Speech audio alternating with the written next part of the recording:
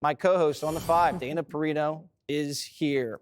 Dana, the snob factor. Yes. How big of a factor is this in politics? Well, as you were doing that amazing monologue, I have to say, I was thinking about where I grew up in Wyoming. Like, the worst thing you could be is too big for your britches, right? The worst thing you could be was a blowhard. Nobody wanted to be around you. No one's going to come and help you move your cattle. No one's going to be your friend.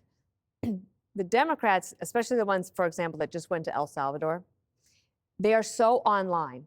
They are so on the internet, and they are so addicted to these small dollar donors that are just way far on the left that they just continue to hit that, like Pavlov's dog. Like, if I do this video, will you like me? If I say this curse word, will you like me? Will you send me $10? Will you send me $15? Never stepping back to think, who do I admire most in the world?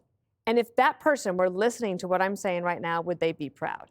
They have to get outside, touch some grass, get off the phone, and figure out what it is that they are doing wrong. They're not doing that, and the country told them what they could do. They're like political OnlyFans. You know, they're just like sitting in front of a screen, give me money and I'll do this for you. Yeah, and whatever it is.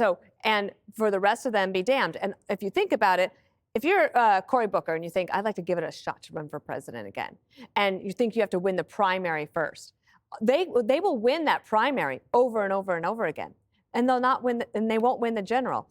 President Trump dismantled their coalition. And I think that another thing is really important. And Doug Sosnick, who was on the Mark Halperin clip, he's a Clinton-era political guy. I always pay attention to what he says. He totally gets it. I believe that Joe Biden's win in 2020 was the aberration, that the direction the country was going was Trump. Trump would have won re-election, I believe, if COVID hadn't happened. COVID happened. That was the aberration. Trump's not the fluke. Right. Biden was Exactly. the fluke. I believe so. Your advice book, I wish someone had told me. Dana Perino, it's out now. You can get it where books are sold, or Amazon, or FoxNews.com, probably. Yeah, FoxNewsBooks.com, and Bookshop.org is something I love. They help the independent bookstores. Tell me about this book and what you learned about maybe good advice that you could have used years ago. Well, I was actually, so I did a thing called Short Questions with Dana Perino, and they were fun. There was like sort of snackable content that you could go through. Yes, you could scroll through it, and everybody really liked it. And I started getting bored with the questions I was asking because they were boring. Like, what's your favorite app on your phone? So when I asked, what's the best advice you ever got? Or what's the best advice you like to give? The answers were so good, I thought, let me put it all together. This book is also different from ones I've done before, which were targeted to young women. Now it's targeted to everybody. You're going after the guys now. I am. I want to. And actually, at the end, I liked one thing that you said back here. I said, what's the best advice you ever got? And you talk about life is about good decisions, and that everything is a decision. Yes. Like, are you going to read tonight, or are you going to watch TV? Are you going to eat that? Are you going to drink that? Are you going to go out with this person? Are you going to go for that job? Are you going to volunteer to work on the holidays? Things like that.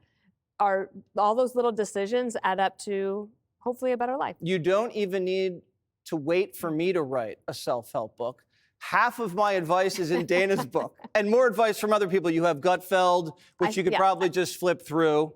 You have Ainsley, you have Brett, you have Dierks Bentley. I have Dierks Bentley, who I became friends with over time, and he's a hit, for those of you who don't know, major country music star, but doesn't start off that way. A lot of people in that business go through a ton of rejection, and all of us go through times when we are disappointed that we don't get the job or you get rejected, and how do you bounce back from that? Because if you can prove to yourself, to your family, and to your bosses that you can take a punch and get back up, that resilience is something that you've talked about for years, and teaching your children that type of thing. A lot of people I mentored 10, 15 years ago, now they are becoming managers and executives. So this book runs the gamut from, I would say, ambitious high school through to about 45 and beyond. And we want this book to sell more than Greg Gutfeld's self-help book. 100%. Okay? So if you want to embarrass Greg, you buy this right away. Dana, thank you so much. Thanks for having me. Of course. Click here to subscribe to the Fox News YouTube page to catch our hottest interviews and most compelling analysis. You won't get it anywhere else.